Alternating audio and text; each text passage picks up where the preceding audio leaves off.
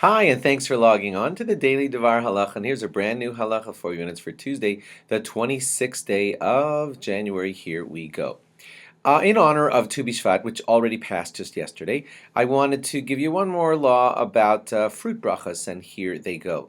If you're sitting down to have a fruit, and let's just say a basic law, which I hope you know, which is that if you're going to have an apple and an orange, you only make a borei pri ha'etz on one of them, and that covers for the other. Same thing if you're having cookies and Cheerios, one borei mini mazonos, and that covers for the cookies and the Cheerios.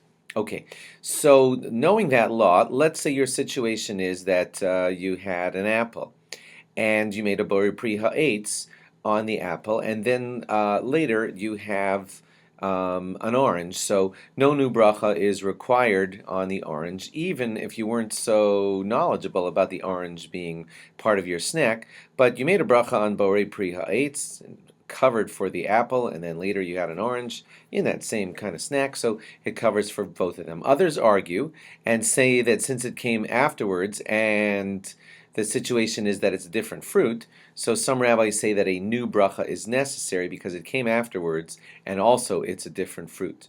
In order to not get yourself stuck in this confusion of saying a new bracha where other rabbis say you shouldn't have, or leaving out the bracha where other rabbis say you should have made that other bracha, one way to avoid the confusion is to just be clear. Say, I'm having an apple, and this borei pri ha'etz should cover for other fruits that may be following up in the snack. If you're clear about that, then there's less confusion, and your bracha can stretch over from the apple to the orange, because you kind of mentioned that it's covering for both.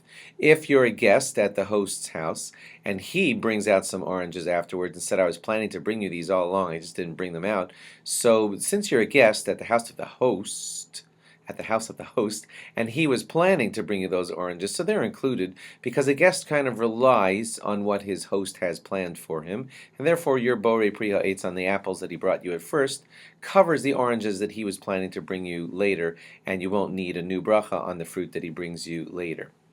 It's a little bit of a different topic here, but still fruits. If you have fruits in the middle of a meal and you washed at the beginning of the meal and those fruits are eaten in the middle of the meal, then the benching that you do at the end of the meal covers for everything, including the fruits that were in the middle of the meal. A basic law, but just in case you didn't know it, of course, when you eat something like an apple or an orange, the bracha after the apple or the orange is borei nefashos rabos.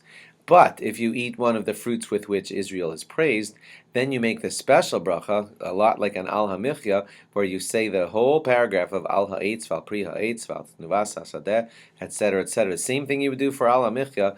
Instead of saying al hamichya val kalkala, you'll say al ha'etz, val pri ha'etz. And that is for fruits for which Israel is praised, and they are dates, grapes, figs, pomegranates, and olives. Dates, grapes, figs, pomegranates, and olives. Get an al ha'etz val pri ha'etz after you finish eating them, if it's a requisite amount, as we once did in halacha with you earlier. Like not a small little bite, but something that's a good, solid olive size, which might be bigger than the little olives you see in the jar. So like a whole let's just say, I don't want to give you a wrong halacha, but a nice big serving of grapes would get an al ha'etz val pri ha'etz at the end of that serving, and a nice big serving of dates. But like one just half date, that wouldn't qualify. You'd be stuck saying borei nefashos since you didn't have a requisite amount. Thanks for logging on, and log on again tomorrow for more. Bye-bye.